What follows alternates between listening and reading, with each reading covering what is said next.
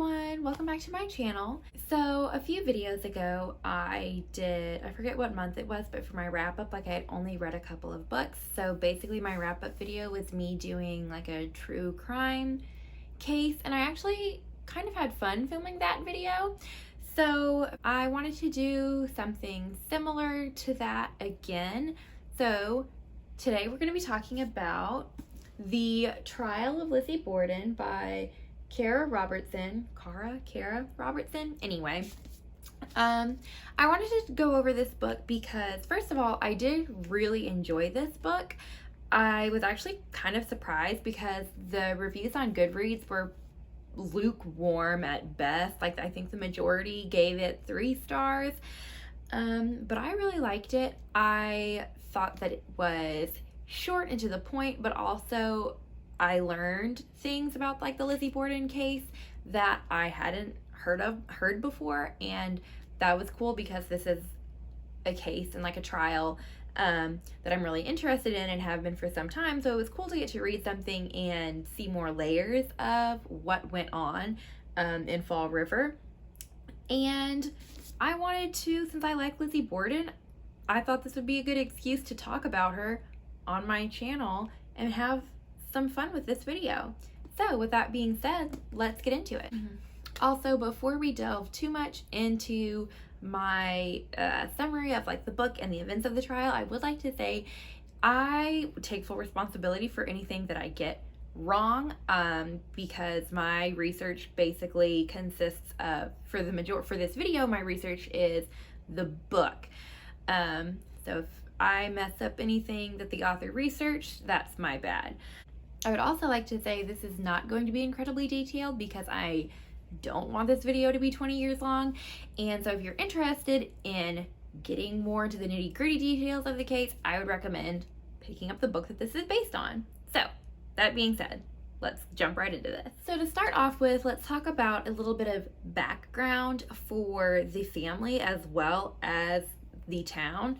So in 1892, Fall River was the 3rd largest city in Massachusetts, and it was a center for textile production. Recently leading up to 1892, there had been a large influx of immigrants to the town. Just for example as to how this kind of plays into this story, the Bordens had a maid, and her real name was Bridget, but they called her Maggie because their previous maid had been named Maggie, and they didn't really bother learning the new maid's name because there's a lot of Irish immigrants, and in the eyes of these like Victorian era Americans in New England, all of the Irish immigrants are basically the same and widely looked down upon. The home that the family lived in, the house on 2nd Street, was not in a wealthy neighborhood despite the family being wealthy. It was in more of a business district area, and most people who were of the social class that the Bordens were lived in a different neighborhood called the Hill. Other ways that these class struggles sort of play into the story are that Lizzie and her sister Emma wanted to be more well-liked, wanted more social status than their father gave them. Their father, Andrew Borden, was widely known for being, I don't want to say miserly with his money, but he was really big on saving his money. He didn't really care about how he was perceived by the community. And to his daughters, they kind of struggled with that more. Lizzie wanted to achieve the social status that she felt she deserved, I guess, for the money that her family had. So her and her sister went to different churches than their father went to, and like paid for a certain pew in the church to sit, like a special place to sit, I guess, to show off more that they did have money, because Lizzie and her sister Emma did own property and did have money to their name, and that'll come into play a little bit later on, as we'll see. Also, Abby Borden, Lizzie and Emma's, is Andrew Borden's wife, but not Emma and Lizzie's mother. She is their stepmother. And And Emma Borden never referred to her as mother.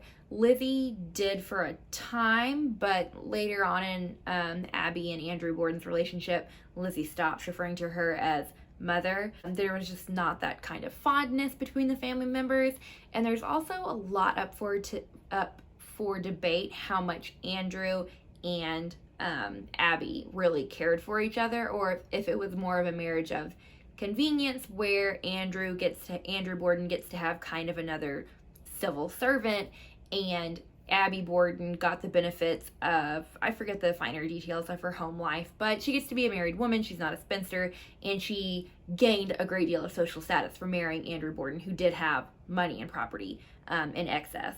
Also, briefly prior to the Borden murders, there was a robbery at the house while Emma, Lizzie, and Bridget were the only ones at home. There were just a few little things stolen, but it was an interesting investigation because, again, it was in the middle of the day and there are 3 family members at home. How did someone break into the house and commit this robbery? Also, in the days leading up to the murder, the family suffered from food poisoning, and the doctors kind of at the time wrote it off because the weather was really warm. It's the 1890s. They don't really have good food preservation, so it seemed plausible that the family would come down with food poisoning. 2 days prior to the murders, the entire family had food poisoning. The day of the murders, everyone else was sick except for Lizzie. Moving on to the day of the crime, August 4th, 1892. There is a neighbor, Adelaide Churchill, who is kind of the neighborhood busybody, who comes out to stand on her porch and notices Lizzie standing by the door. Adelaide asks Lizzie if she's okay, and Lizzie says, "Please send help. Someone's killed father," or that's not the exact quote, something to that effect. So while police are arriving to the scene, which is there's not that many police on duty on this day because there was a police picnic going on. Adelaide asks Lizzie where she was while her father was being murdered, and Lizzie answers that she was in the barn looking for lead to make a sinker for a fish line. Later, once people start arriving to the house, people start asking, where's Abby Borden? So Adelaide and Bridget go. The house there's the cellar, and then there's 2 floors, I believe, or is there a 3rd floor that's like the servants' quarters? In any case, the 2nd floor is where the family's bedrooms are. Adelaide and Bridget are going up to the 2nd floor to look for Abby. As they come to the top of the stairs, they see where Abby Borden is dead on the floor as well. At this time, hundreds are arriving outside the house. This case is still famous to this day, and it was just as famous back then. The entire time, the events of this murder trial and investigation, as they are unraveling, there are hundreds, if not thousands, of people standing outside trying to get in on the action. The timeline of events that the police eventually come up with, talking to Lizzie Borden and other surviving family members, is that at 7 a.m., Abby and Andrew Borden eat breakfast. John V. Morse, Andrew's brother-in-law, is also present at this time, eating with them. At 8:45, John Morse leaves the home to go visit other people in town. He doesn't live in Fall River, so he's there on a visit. He's going to see other people after breakfast. At 8:50, Lizzie eats alone. Emma at this time is not at home. She's been out of town for the last 2 weeks visiting friends elsewhere. At 9:15, Andrew Borden leaves the home to attend to business. At 9:30, Abby Borden goes upstairs to make the guest bed where John Morse has been sleeping. She is struck 19 times with an axe. At 10:45, Andrew Borden comes back home and he speaks with Lizzie. At roughly sometime between 10:45 and 11:45, he lays down for his morning nap and is struck with the axe 10 times in the head. The question that the trial raises is, where did the murderer hide between killing Abby Borden sometime around 9:30 and Andrew Borden somewhere around 11:45? Also, where were Lizzie and Bridget that they didn't notice these murders immediately as they happened? Furthermore, lawyers question how nobody noticed Abby Borden dying when it is well established Abby Borden was a rather larger woman and the house is small and she was upstairs. How did people not hear or notice her falling after she was killed? So as the police begin their investigation, they are looking for a maniac, because that's kind of the thought process of the time. That's where criminology is in, Victorian era Western society, that whoever did this crime has to be some kind of outsider on society, has to be ill in some way. This is something that's totally outside the norm. There were those who turned themselves in for the crime, but were able to be quickly ruled out by law enforcement. There were mediums that offered help solving the crime. John Morse at first was a tempting suspect, but he did have a pretty airtight alibi. Lizzie raised suspicions right off the bat by seeming too calm to law enforcement and others in the community, as well as having inconsistent stories about where she was throughout the morning of the murders.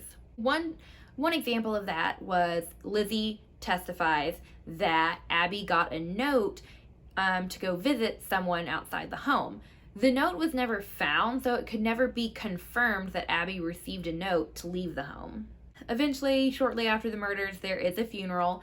There were 2,000 to 3,000 people spectating while the bodies were being brought to the graveyard, even though the funeral itself was a rather small and private affair. Also, the bodies were not interred at that time. They were brought to the graveyard, but were then taken to a vault to be saved for autopsies later. After this, there is an inquest. And the inquest, the way the law worked at that time and in this place are a little bit different than they do now. The inquest is just trying to get a better idea of what happened, get everyone's stories straight, and start to narrow down suspects, start to see, where can we point the blame, who needs to be on trial here, basically. Bridget said that morning she washed the breakfast dishes and then went down to wash the downstairs windows as Abby Borden requested of her to do. After that, she talked to the neighbor's maid and then went inside to take a nap. What is one of the things that's so funny to me about this case is that the murders happened before noon, and there are so many people when they're giving their alibis or giving their version of events, everyone is taking a nap. What a life these people lead to be taking naps before noon all the time. So while Bridget is taking her nap, Lizzie calls to say that someone had killed her father, and she called to get Dr. Bowen. This is another moment when the kind of class struggles of immigration come into play. There were Catholic doctors that were closer to the family home physically that could have arrived to help out, but Lizzie was waiting for a Protestant doctor to come to the house to investigate, see what had happened. Also of important note, when Lizzie is being questioned at the inquest, her lawyer was not allowed to be present with her, and that will come into play later in the trial when the lawyers and judges start debating whether or not the inquest should be entered into official evidence. As witnesses are being questioned on any potential enemies of Andrew Borden, some mention an uncle. However, he's not enough of an enemy for police to really consider him as a potential suspect. While she's being questioned, Lizzie is hesitant to answer questions about Abby and Andrew's relationship, and that's one of the many things about this case that is so debatable, whether or not, did Lizzie really know what her father and stepmother's relationship were? Was that her place at the time to know what their relationship was? Was she maybe being cagey because she understood that their marriage was more one of convenience for the both of them than one based on any kind of real mutual affection? And in the end, what bearing does this have on the murders? Also, while being questioned, she changes her story multiple times about her parents' relationship with John Morse, who was there to visit, leading those questioning her to be suspicious about really the reliability of any of her answers.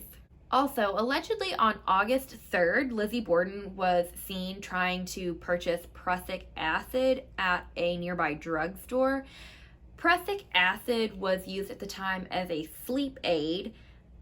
Lizzie claimed that she was trying to purchase it to clean a sealskin cape, but prussic acid is also a good poison. It's easily concealed. It's hard to be traced in an autopsy, and many consider this rather damning evidence, as prussic acid has no use cleaning capes, and she was trying to purchase it without a doctor's orders, which would have been the only way she could have purchased prussic acid. And this will all come into play more as we get into the trial. What also made this very suspicious was that Lizzie completely denied trying to purchase the prussic acid at the inquest.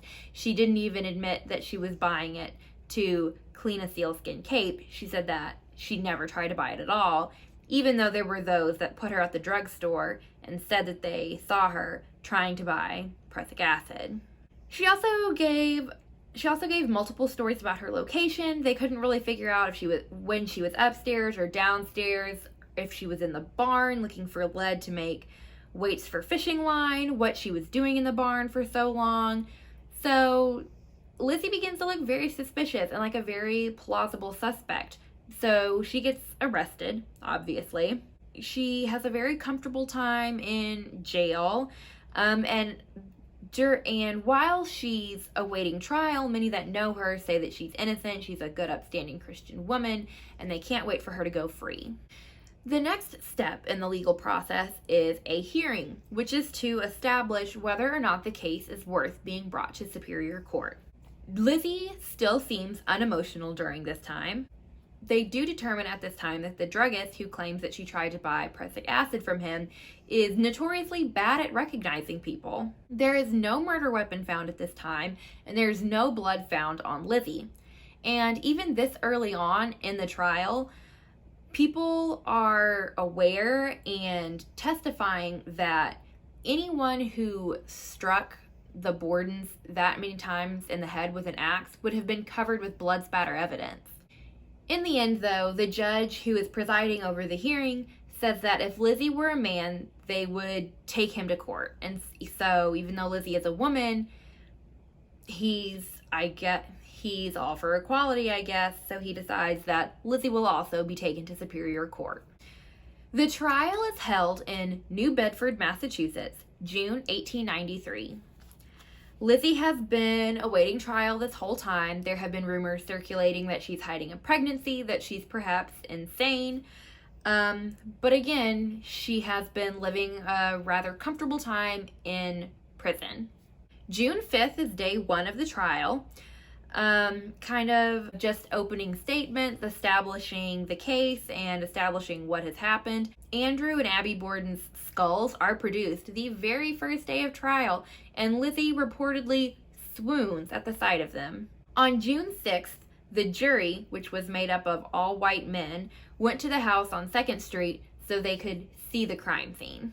On June 8th, it's established that Lizzie wore two different dresses on the day of the murders. In the beginning, she was wearing a blue dress, and after things had died down a little bit around the home, she changed into a pink wrapper. Also on that day, Lizzie's doctor testified that he had been giving her morphine for her nerves after the murder. So perhaps her stories were so conflicting during the inquest because the morphine might have been causing hallucinations. On this day, Lizzie's friend Alice Russell is also called to the stand. And Alice never mentioned this at any other time, not even during the inquest, that she saw Lizzie burning a dress the night after the murders. After she testifies in court, Alice stops visiting Lizzie in prison. Lizzie's lawyer is able to get Alice to admit that while she did see Lizzie burning a dress, she did not see any blood on the dress she was burning. Lizzie also shares at this time that there was a man angry with her father because of some kind of property disagreement. The man wanted to rent property from Andrew Borden, and Andrew Borden wouldn't lease property to him. On June 9th, an axe with a broken handle and a potentially burned blade is submitted for evidence. It's suggested that there is an attempt to destroy evidence here, given the broken handle and a blade that seems to have been burned. There looks like there's ashes maybe in chips on the blade. And there is a witness who claims he saw the handle of this axe at the crime scene. On June 12th, lawyers are debating whether or not Lizzie's incriminating inquest can be submitted into official evidence for the trial. On that day, it is also determined in court that Lizzie would be physically capable of delivering the blows that killed her parents. June 13th, there is some awkwardness in court at this time. It is, again, 1890s. Women's periods aren't really topics of discussion. They're not, it's not really considered appropriate. They did find like a drop of blood on Lizzie's clothing, but it's also determined that she had been on her period shortly before the murders. Potentially the small amount of blood on her dress could have come from her period, but her period also could have caused her to become the maniac that that law enforcement is looking for at this time. But her period could also explain her burning a bloody dress. And at this point, I want to read a quote from the book, because I'm skimming over details of the trial and leaving out information and days that are covered in the book, and days of lawyers and judges and witnesses going over things.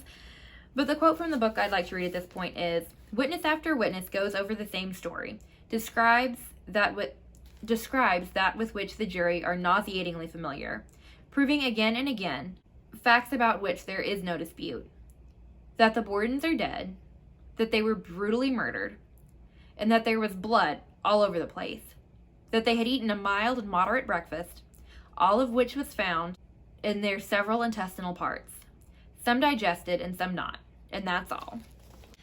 And really, I just wanted to read that quote because at this time, there's not a great deal of forensic science, so the case is kind of just going over the same facts over and over again. There's no new evidence being found.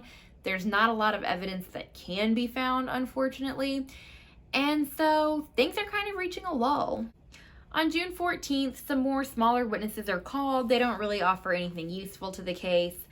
And it is brought into question, even if Lizzie was trying to buy prussic acid, is that really evidence of motive for murder to the point where she can be convicted of murder? On June 15th, experts established that there is no reason for her to buy prussic acid, as it has no use for cleaning sealskin capes. Another direct quote from the book is, "No one would be cleaning a cape in summer by any method, let alone with prussic acid." On June 15th, it's pretty well established that there is no evidence really linking Lizzie to the murders at all. Everything is circumstantial. Witnesses are called to the stand who report seeing strangers around town that day who seemed potentially suspicious. And the prosecution had really been banking on Lizzie having exclusive opportunity for the murder, and that kind of gets put into question on that day. On June 16th, friends are called to the stand to help humanize Lizzie and establish that she's of good moral character and would never do that to her parents. Emma is also called to the stand, and she testifies that Lizzie has money and has property and has no motive to murder her parents. Emma also says that Lizzie did burn an old dress, but it had paint stains on it, and Emma actually encouraged her to burn the dress. There was also a painter who said that in May of 1892, he had been there painting the home Lizzie had been supervising and had got paint on a blue dress. Lizzie's dressmaker also confirms that Lizzie had shown her a blue dress with paint on it, and Lizzie told the dressmaker that she planned on destroying the dress. Some do question if Lizzie committed the murders naked, so that's how no blood ever got on her clothes.